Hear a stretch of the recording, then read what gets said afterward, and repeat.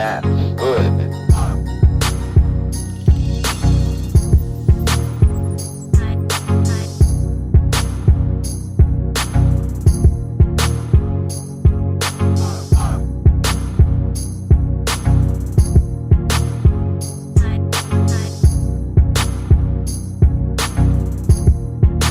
Welcome back to the channel. We're gonna try to get a couple more little odds and ends done today, so we're gonna go ahead and wrap up these brakes on the back of this car. We need to bend this up. We got to put a union in here, bend this up a hard line that goes up and over, and then we want to connect this where it comes down. We got our line in the mill, and then we want to put a T fitting in here, so that obviously this line will come in, that will go up, and that one will go up and over.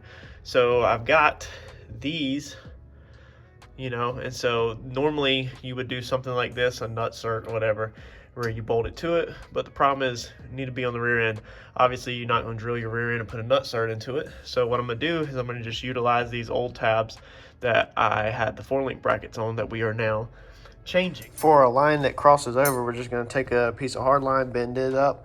We're going to use the tube sleeves that we got in the mail the other day, which are these little guys right here. They go over, you put these on first.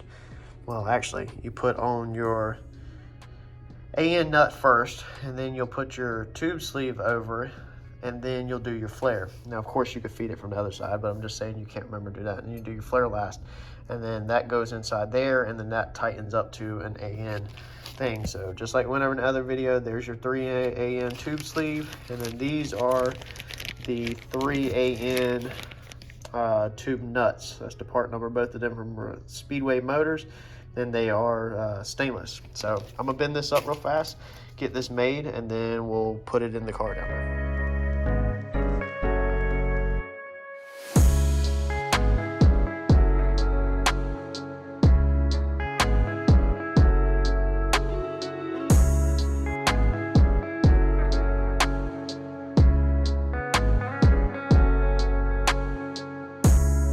Alright, so here's what we've been up, just a basic copper line. I know we talked about in other videos switching and getting away from the copper stuff and need to go to the stainless steel, so that because of the PSI, been back and forth on that. I'm not changing my lines out right now because I'm not buying the stainless, and I think I'll be okay to get started with. I definitely took everybody's advice, and I do plan to hopefully in the future that would be one of the upgrades to the cars. Maybe we redo everything even cleaner with the stainless lines if the car gets to that point and that speed.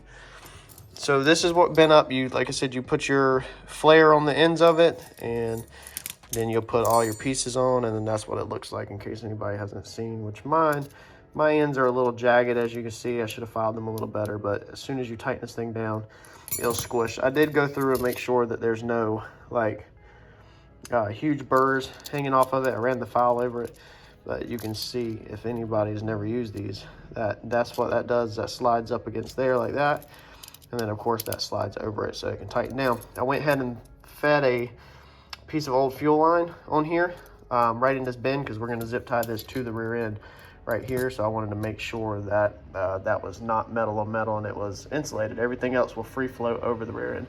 So let's get this put in the car.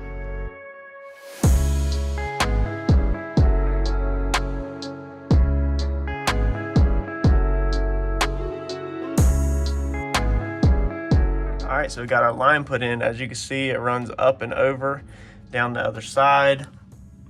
Got it where it's just floating, where it's not touching the rear end, and then we do have it secured right there with a zip tie. And then that zip tie is not very tight. It's just to kind of help hold that together. That all runs through that hole, and then of course goes to your caliper.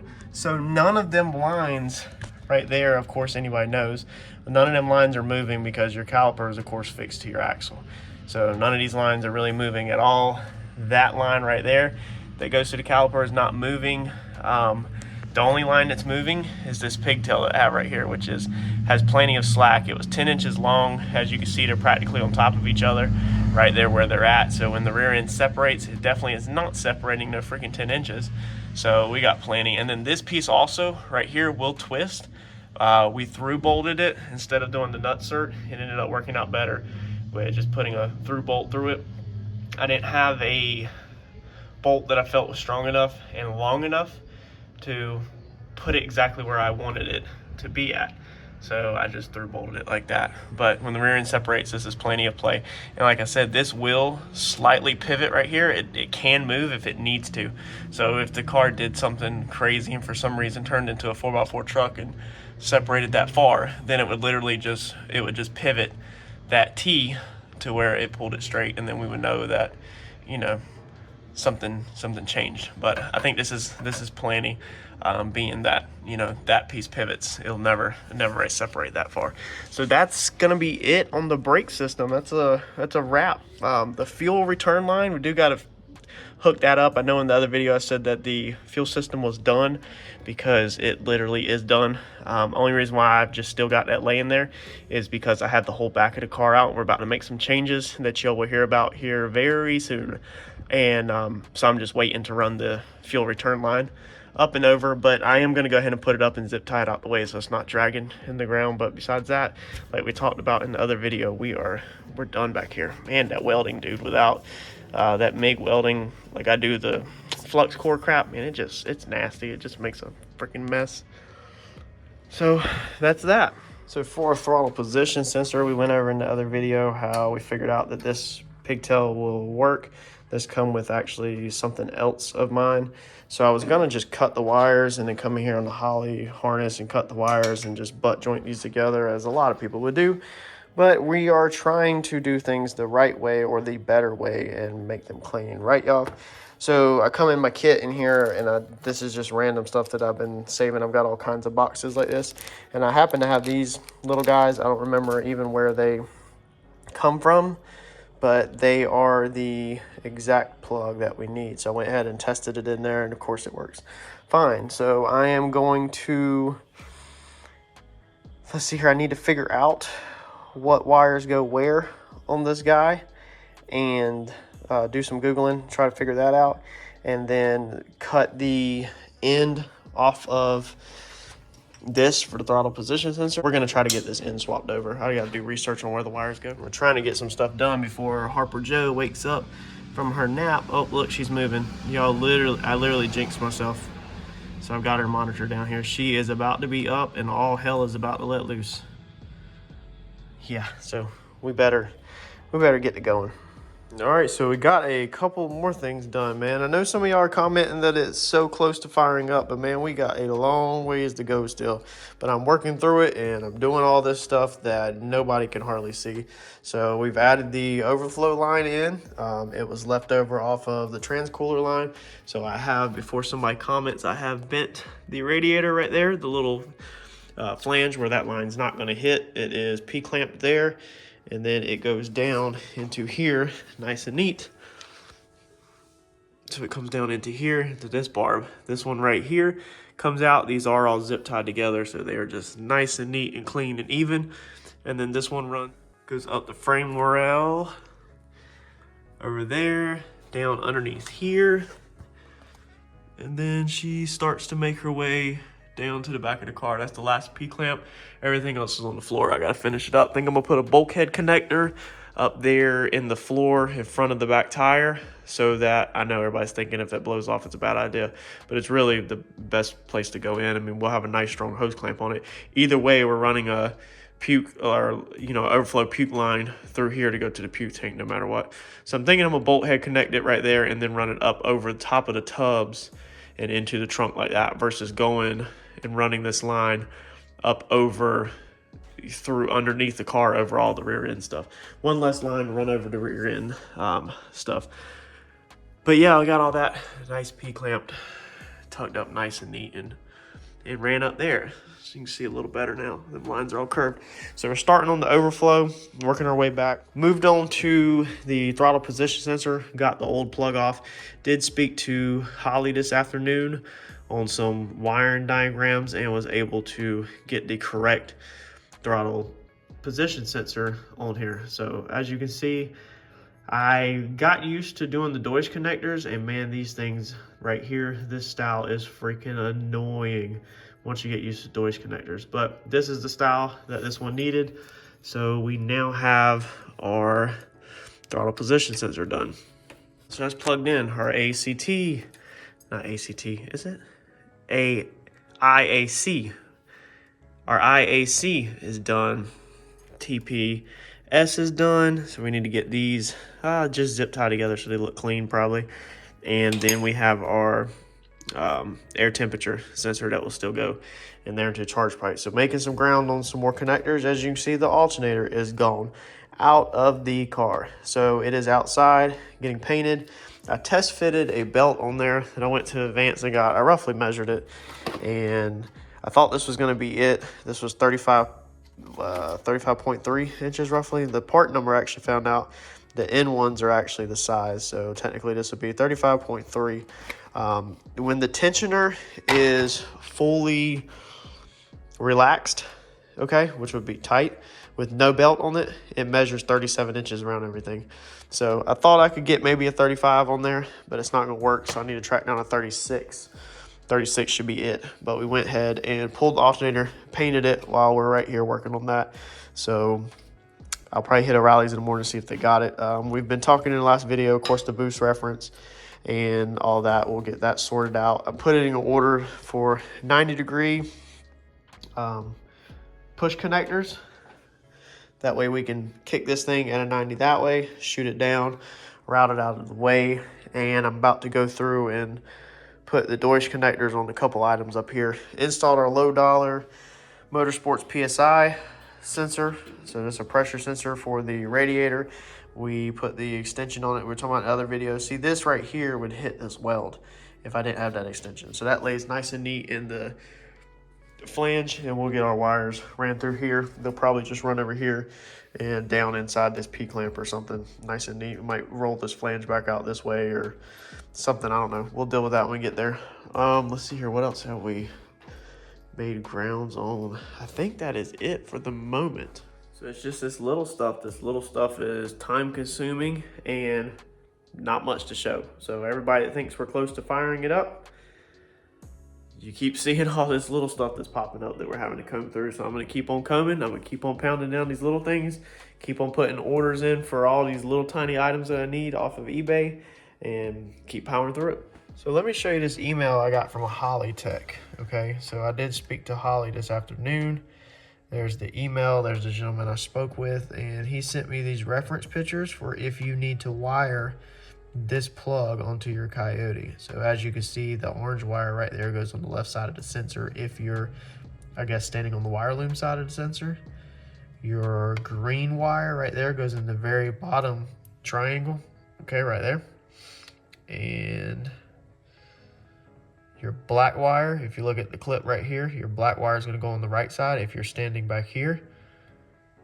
Then here's another shot from the top. So you can see if you're standing back here, could be your left hand, and this would be your right hand. So it'd be orange and black. Black on the right side, orange on the left side. So there were some reference pictures he sent me for how to wire this TPS sensor in if you're using the Sniper 90mm that I'm using. So it's a Holley Sniper EFI. You can't see it. 90mm intake with that style TPS sensor.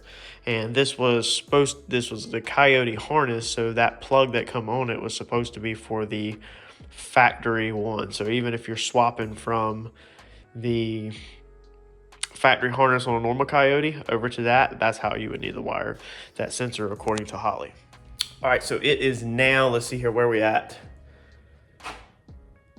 Monday afternoon? Yeah. So I had a lot going on this weekend. I had a really rough weekend, actually. This is like mid video. We had all of the track outings with Randy. We didn't run Friday night, as you already know. We ran Saturday night. I got to meet some really cool people at the track. Shout out to y'all. We hit it off. I talked to a couple people for like, it felt like an hour. By the time I finally got out of there, it was so late. By the time I got home, I absolutely love talking and meeting new people at the track. More than I like anything, I like helping y'all, man. Dude, I don't want nothing out of this, really. Like, I enjoy helping people. One of my biggest flaws is that I've helped too many people in the past in my life, and then I get let down because I give people the secrets or the tips or whatever I've learned or the hard knocks, you know, to try to save them time, and then they don't do nothing with it. They just waste my time.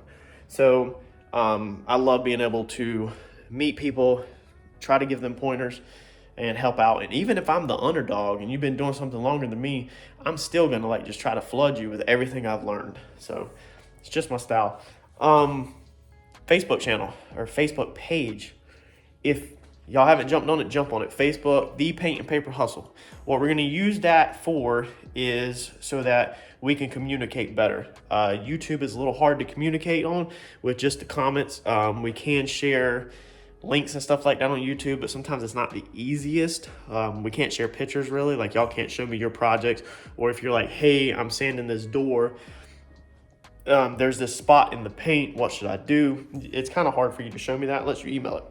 So I'm hoping the Facebook page will be a way to shoot me a message and for me to be able to help y'all a little better. And also it'll be a way for me to share a little bit more links instead of having to link everything in the description. So as we go over stuff such as I've already posted the high bid auction that I found the abandoned cars at. I just bought the wife a bunch of stuff there. I buy all kinds of stuff from the high bid auction. So I'll put that link up on the Facebook page for y'all to check out. You put in your zip code and it will bring up little auctions near you, anywhere from toilet paper for sale all the way to diesel trucks for sale. I mean, it'll bring up whatever these little tiny auction houses have. It's not like, you know, car dealer thing, even though there are cars for sale on there sometimes, obviously. So I'm hoping we can use that as a tool to be able to better communicate and better grow this family and community. I'm not so much about the racing stuff. I'm really looking forward to racing and getting there, but I'm more about the project building and the relationship building and all that stuff. So I want to help everybody that I can with your projects. Any tips I can give you, any advice I can give you, any way I can help you out. I kind of want to do this whole journey, you know, like together. I mean, y'all been there from the start. Y'all have already helped me in tremendous ways that I could never even repay y'all for. So hopefully I'll be able to share more links with you. A couple guys were like, hey, I don't know how you keep finding this NASCAR lines, you know, these AN lines and stuff. And I tried to leave a comment on that YouTube video explaining it. But see, now I can just be like, cool, I'm gonna drop the link on the page. Everybody gets to see it. I don't have to go add it to the description. I mean, I can, but like it can be catered more towards like just what you need necessarily. So, and then it's a way to interact, you know, share stuff like that.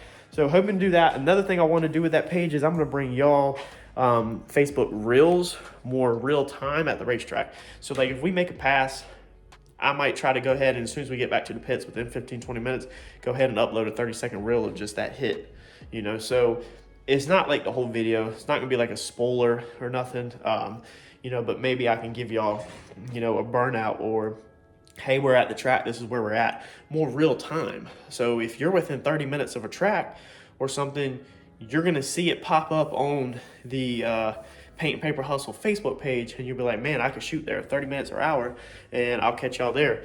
And you'll know we're there, versus a YouTube video, you got to edit it and all that, or the shorts, you got to upload them, and then you have to happen to be in your YouTube app, which some of y'all, I think, live in your YouTube app from how much you comment, which is amazing. I love it. I treat my YouTube like a text message. So if you make a comment, as soon as I see notification, I'm replying. But Facebook sometimes is a lot faster data and information.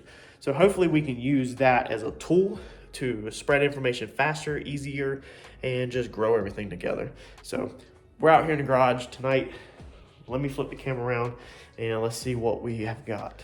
So let's see here. We've got, oh baby, that is gold, son. You already know I'm excited. So actually I got recommended these from Devin, who wired Randy's cars.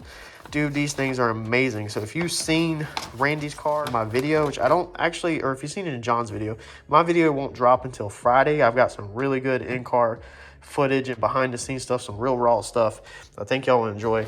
This is what was used in Randy's car. So they're truck bed lights, okay? And when these things, when I put them in my car and wire them up and show y'all, they're just freaking amazing on how, I don't know if y'all can like hold your phone up to that, scan that, but how amazing they are as far as being bright.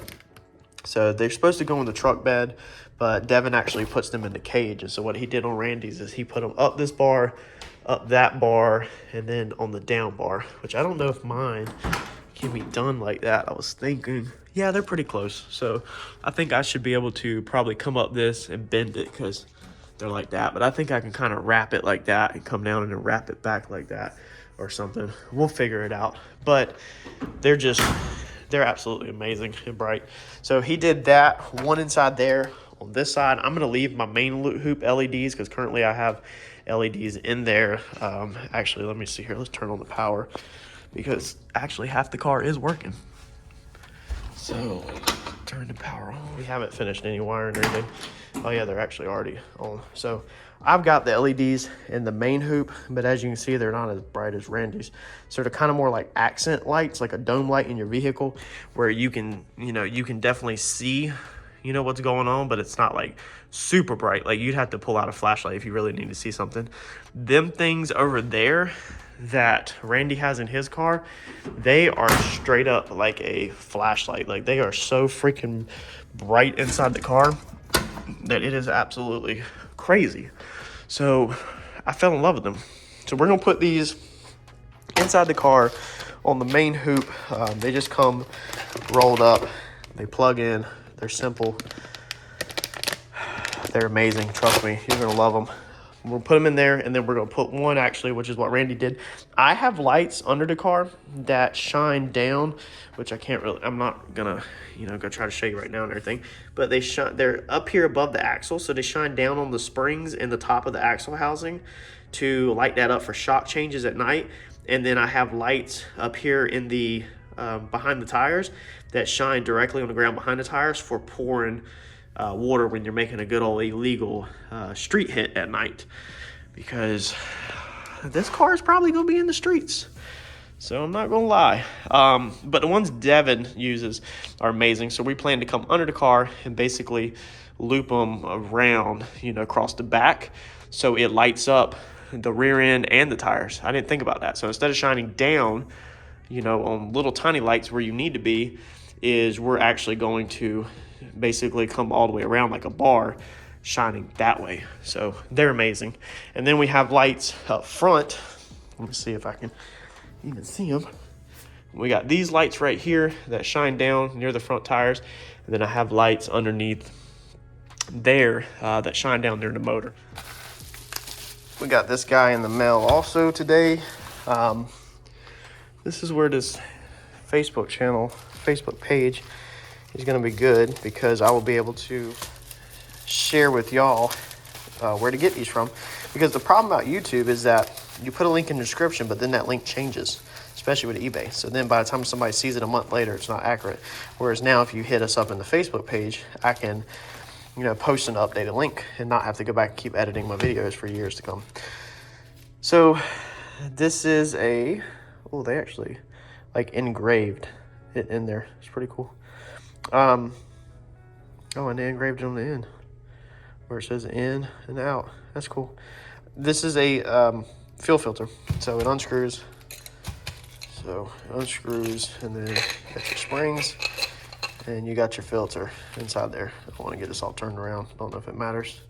I guess it don't. It's probably just the way it's made. So this is one I purchased the other night for our secondary fuel pump. Oh, okay, I see. So one end's open and one end's closed, and that's why it matters which way it goes in. So I ordered it with 8 AN ends so that we can tie it in on the end of our fuel pump. So what we're gonna do is we're gonna come under here,